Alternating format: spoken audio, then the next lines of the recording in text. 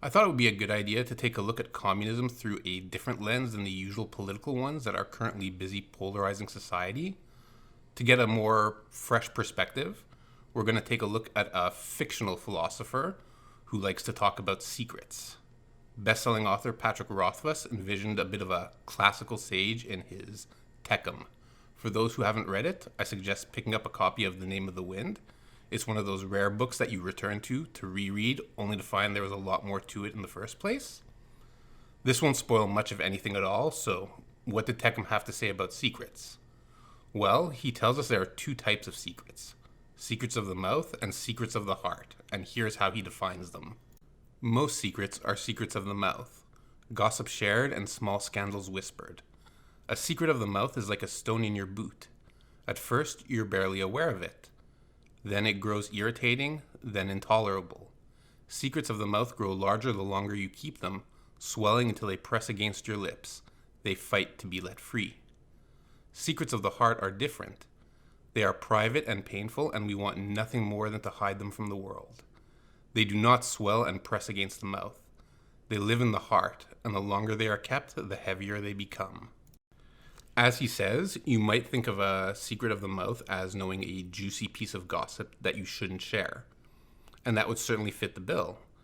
And we've all seen some show or movie demonstrate it clearly. The character who finally has something to say to get it out, sometimes humorously covering their mouth after the secret has left their lips, and other times with serious consequences. As he says, they swell and press against the lips. You want to say them out loud. Contrary to this are the secrets of the heart, the secrets that we hide away inside us, perhaps out of fear or embarrassment or shame. I think everyone alive is familiar with this fear, especially if they acknowledge their own secrets. So how does this tie into what's currently going on? For that, we need a cipher, a key of sorts. One we can use to decipher what happens under communism, and Russian history is replete with them. Stalin's Russia is well known for its secrets, whether it was the party keeping the secrets from the people or the people trying to keep the secrets from the party. Depending on which number you believe, at the height of its power, the number of informants in the Soviet Union was anywhere between 1 person in 6 and 1 person in 3. If you found yourself in a room with a handful of people, anywhere, then it was almost guaranteed you had an individual ready to report your secret to the party, if not more than one. Many of the secrets that were reported were nothing of the sort. Think of a prison snitch ready to make up a story to obtain some type of benefit, while others were feverish projections of ideologically addled minds. In that situation, anything and everything not in perfect lockstep with the party becomes a secret. Secrets of the mouth, the kind that swell against the lips, would most definitely get you into the kind of trouble that would lead to exile, imprisonment within a work camp, starved, or executed. What type of secret could merit that kind of reaction? Thanks to Solzhenitsyn, we can infer what some of those secrets were like, thankfully. The village club manager went with his watchman to buy a bust of Comrade Stalin. They bought it. The bust was big and heavy. They ought to have carried it in a hand barrow, both of them together, but the manager's status did not allow him to. All right, you'll manage it if you take it slowly. And he went off ahead. The old watchman couldn't work out how to do it for a long time. If he tried to carry it at his side, he couldn't get his arm around it. If he tried to carry it in front of him, his back hurt and he was thrown off balance backward. Finally, he figured out how to do it. He took off his belt, made a noose for Comrade Stalin, put it around his neck, and in this way carried it over his shoulder through the village. Well, there was nothing here to argue about. It was an open and shut case. Article 58.8, terrorism, 10 years. So, what's Article 58? Article 58 was part of the penal code in Russia under Stalin to arrest those suspected of counter-revolutionary activities. Article 58.1 is the definition of counter-revolutionary activity, described as a counter-revolutionary action is any action aimed at overthrowing, undermining, or weakening of the power of workers' and peasants' Soviets and the governments of the USSR and Soviet and autonomous republics, or at the undermining or weakening of the external security of the USSR and the main economical, political, and national achievements of the proletarial revolution. 58.8 specifically was terrorist acts against representatives of Soviet power or of workers' and peasants' organizations, same as 58.2. So what's 58.2? 58.2 is armed uprising or intervention with the goal to seize the power, up to death with confiscation, including formal recognition as enemy of workers. The simple act of using a belt to help carry a representation of Stalin, one that was purchased, no less, resulted in a charge of terrorism and a 10-year sentence. If you lived in such a place and time, I find it hard not to see how a person could not want to shout at the top of their lungs, "That's crazy, that's wrong." Of course, that didn't happen. If they could put someone in prison for 10 years on a terrorism charge for using a belt to carry a bust of Stalin and have the government label that individual a terrorist, legally, who would speak out? It wasn't a secret. Everyone knew, and this continued for decades. Yet no one could speak about it unless it was to condemn those the government targeted, to cheer and approve of it. Neutrality alone was enough to elicit large amounts of suspicion that you might be a counter-revolutionary too. So what we have here is clearly a secret of the mouth. It clearly swells against the lips. The sheer absurdity of the unfairness demanded it, but was superseded by the horror that was to come their way, should they acknowledge it out loud. It's not a juicy bit of gossip, that's for sure. It's a warning you want to shout out loud that can never escape your lips. Now, if we go back to our fictional philosopher for a moment, he also had another thing to say about secrets. Teccam claims it is better to have a mouthful of poison than a secret of the heart. Any fool will spit out poison, he says, but we hoard these painful treasures. We swallow hard against them every day, forcing them deep inside us. There they sit, growing heavier, festering. Given enough time, they cannot help but crush the heart that holds them. This comes from an honors undergraduate thesis and can tell us a little more about how the penal system in Russia worked post-revolution. This paper explores the volatile relationship between the political prisoners and the common criminals in the Soviet Gulag. Lenin's theories on crime and punishment shaped the early Soviet penal system. He implemented policies which favored the common criminals and repressed the political prisoners. He deemed that the criminals, as social allies of the working class, were more likely to become good Soviet citizens than the political prisoners, considered counter-revolutionaries and enemies of the state. In the decade after the Bolshevik Revolution, the prison administration empowered the criminals in the Gulag by giving them access to the life-saving jobs and goods in the labor camps, while gradually withdrawing the political prisoners access to the same. From the 1930s to shortly after the end of World War II, the strong criminal fraternity in the Gulag robbed, beat, and killed the political prisoners, while the Gulag administration refused to intervene. I've linked to the paper itself if you'd like to look at it to see its sources for historical accuracy, and you can find that in the description. So, to put this in a bit more plain language, the common criminals being referred to are those who would steal, beat, murder, and so on. The political prisoners would include the old watchman who was put in prison for violating Article 58.8. The idea behind this was that the common criminals were actually allies of the people whom only broke the law because the system was so unfair to them that they had no other choice but to do so. Still, they broke the law, so they must be put in prison. However, once in prison, they were raised in status over the political prisoners. In today's vernacular, that means the common criminal in the Gulag system was given privilege by the state and the penal system, and then they used their privilege to abuse the political prisoners in a variety of dehumanizing ways. The old watchman who used his belt to carry the bust of Stalin, who went to the Gulag, may or may not have known what was in store for him, but he likely knew well enough that carrying a bust of Stalin to display to others wasn't enough to save him from his fate. As Solzhenitsyn said, well, there was nothing here to argue about. It was an open and shut case. Article 58.8, terrorism, 10 years. Now, imagine the majority of society knew this to be true, but said nothing. It was an open secret. People knew, but also knew they couldn't act, no matter how desperately the secret swelled against their lips. Fear was the mechanism by which a secret of the mouth was kept inside each and every mouth in an entire country.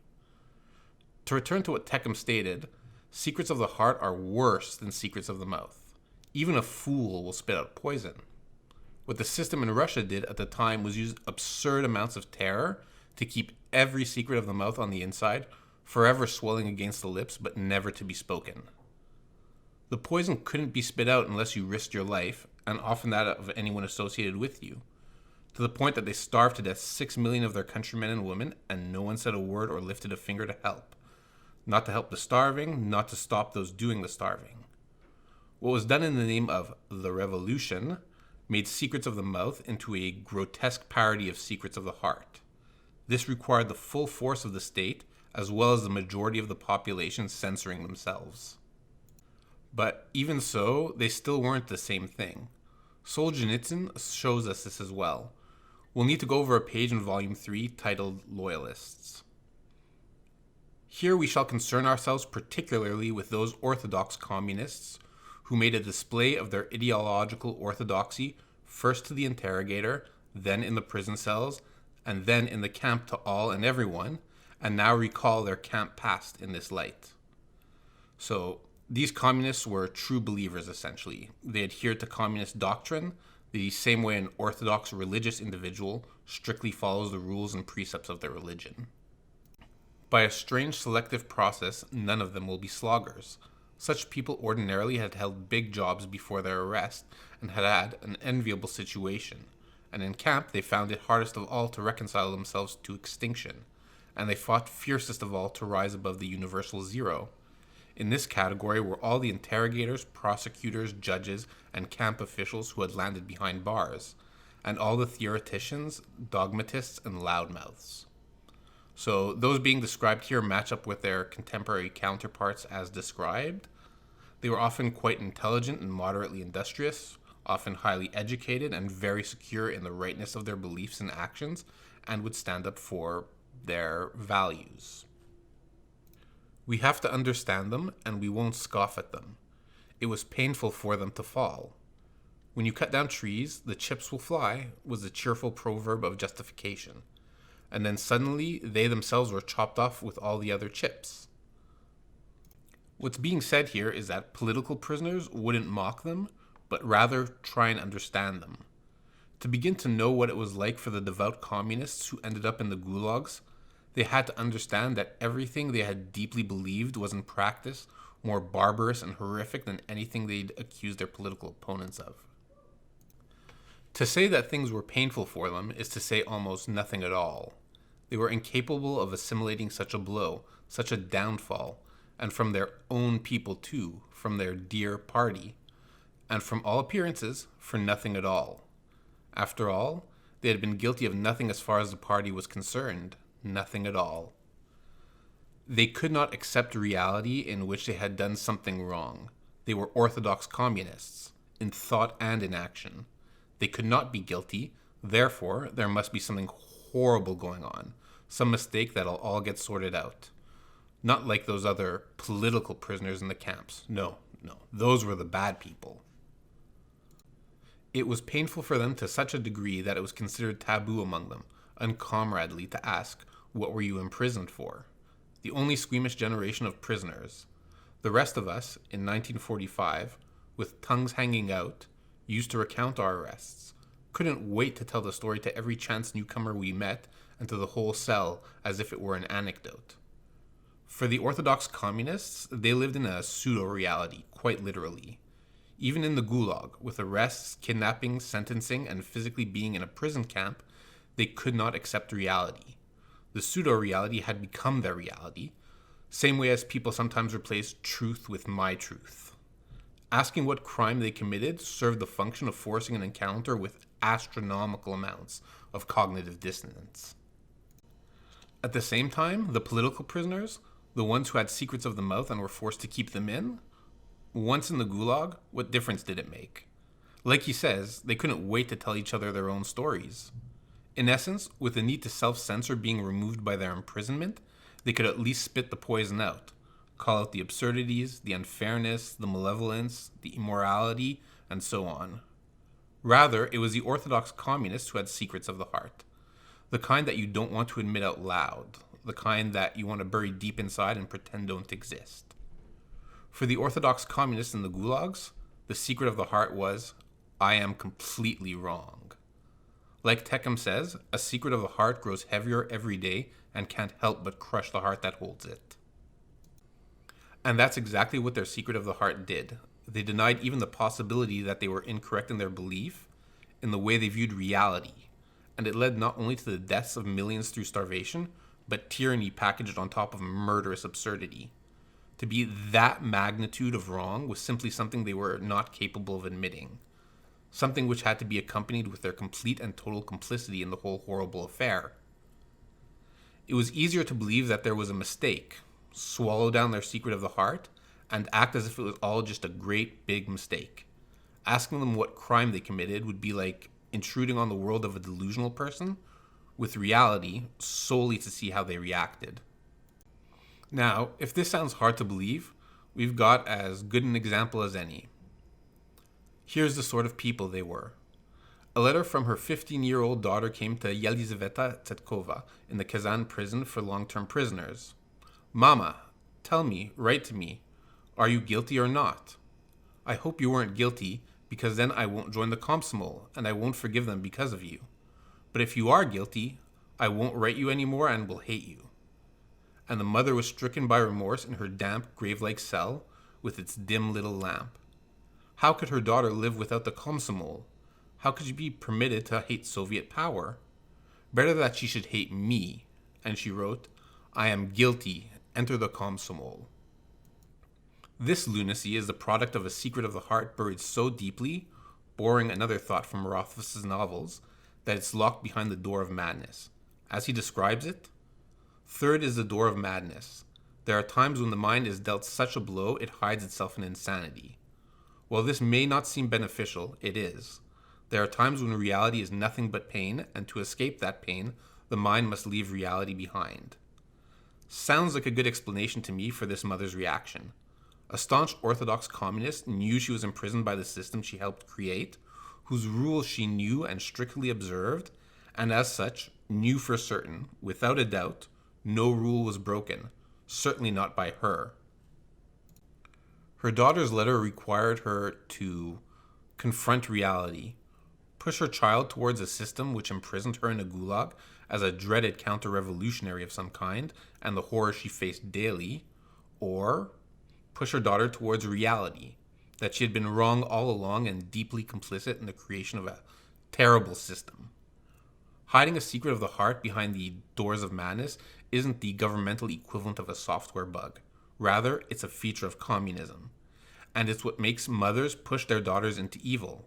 In a very real sense, to some degree, they had been driven mad by the blow reality had dealt their pseudo-reality. Think of it like someone in a psychological ward, in a gown, able to stop and watch TV, hold short conversations, but unable to tell their daughter the truth, even when lying pushes the daughter into evil. An unspeakable evil fits this well. It's an evil of which you cannot speak, because you cannot allow the thought to exist in your head, even if your daughter is offering you absolution. It's the interminable, endless social engineering of communism through the most torturous, soul-wrenching uses of state-approved forces. To even go so far as to use family member against family member, parent against child even. Now, what does someone pretty deeply into a pseudo-reality act like today?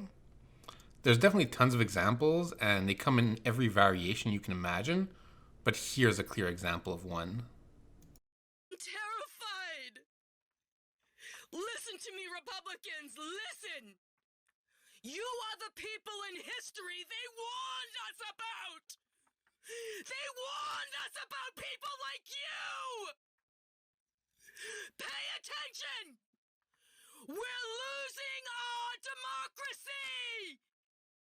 Wake up! Wake up! There's no secret of the mouth there, certainly. Thank you for your time and attention.